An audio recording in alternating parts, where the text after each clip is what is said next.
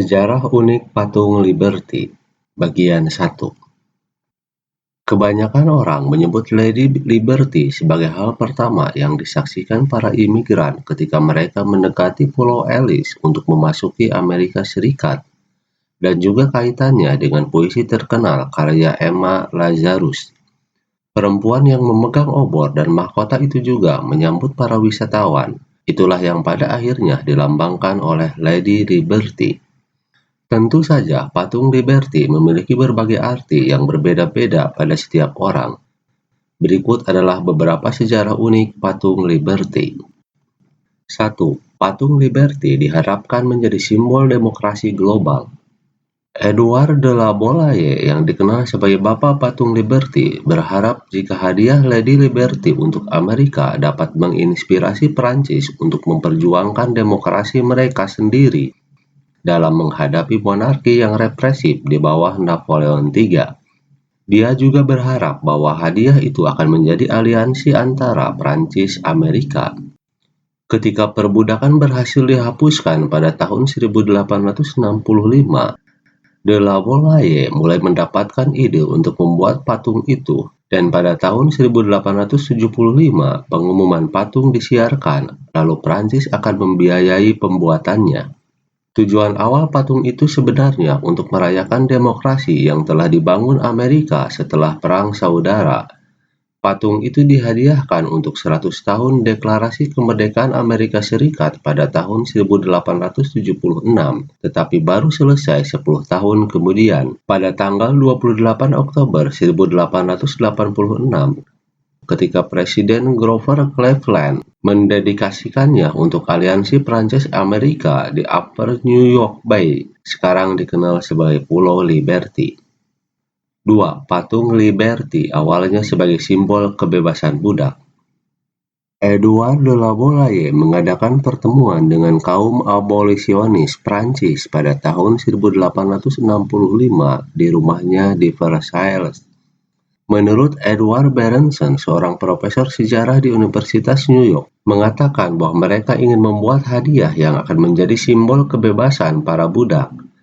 Patung Liberty sendiri terinspirasi oleh Dewi Romawi Libertas, mengenakan topi yang dikenakan oleh budak Romawi yang dibebaskan. Akan tetapi, visi La Boulaye bersama dengan desain seniman patung Frederick Auguste Bartholdi memudar seiring penggalangan dana untuk patung itu. Surat kabar mengkritik gerakan simbolis tersebut sebagai omong kosong.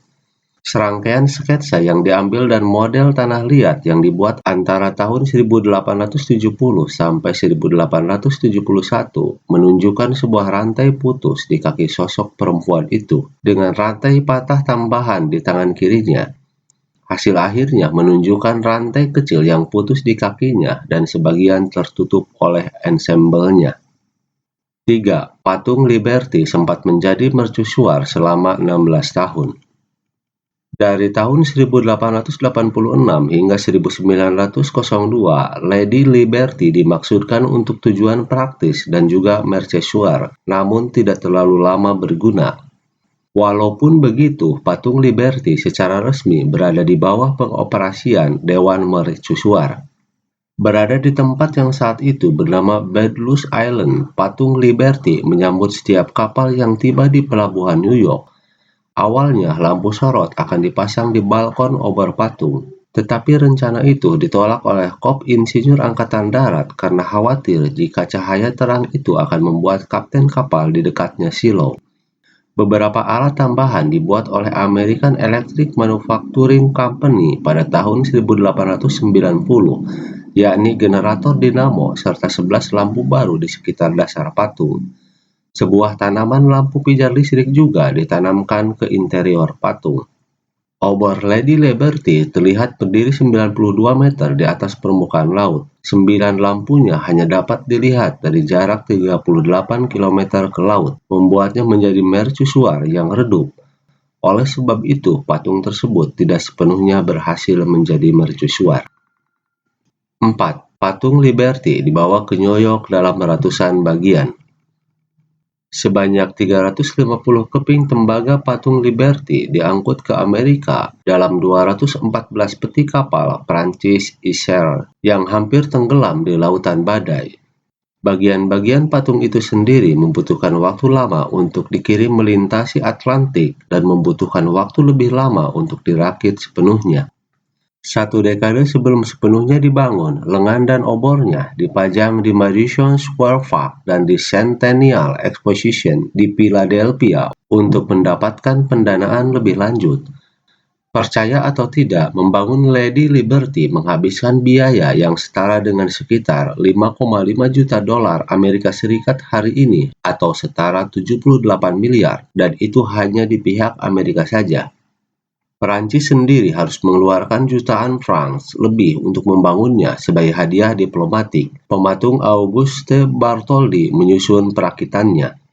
Setiap bagian diamankan dalam kerangka besi, didukung oleh balok kayu, butuh 4 bulan hanya untuk mengangkatnya ke tumpuan yang kuat. Tidak mengherankan, mengingat beratnya 204 metrik ton. 5. Warna patung Liberty sebenarnya bukan hijau. Lady Liberty sangat terkenal dan dicintai, namun patung Liberty pada awalnya terbuat dari tembaga dengan ketebalan sekitar 2 logam sen dolar. Kedengarannya tipis, tetapi tembaga sebenarnya sangat kuat. Jika patung Liberty dilebur, itu sama dengan tembaga senilai 30 juta sen. Akan tetapi, tembaga akhirnya meluruh karena oksidasi. Lapisan tipis karbonat tembaga yang disebut patina terbentuk dari waktu ke waktu. Akan tetapi, lapisan ini justru melindunginya dari korosi lebih lanjut. Warna biru hijaunya disebabkan oleh reaksi kimia antara logam dan air. Awalnya berwarna coklat kemerahan seperti warna uang koin. Bingkainya adalah besi dan nyala obornya dilapisi daun emas, tetapi sisanya adalah tembaga murni. Dari mana semua tembaga itu berasal? Apalagi bagian luar patung membutuhkan 31 ton tembaga. Ya, sebagian besar disumbangkan oleh Raja Tembaga, Pierre-Eugène Secretan, yang kemungkinan mengambilnya dari tambang di lepas pantai Norwegia.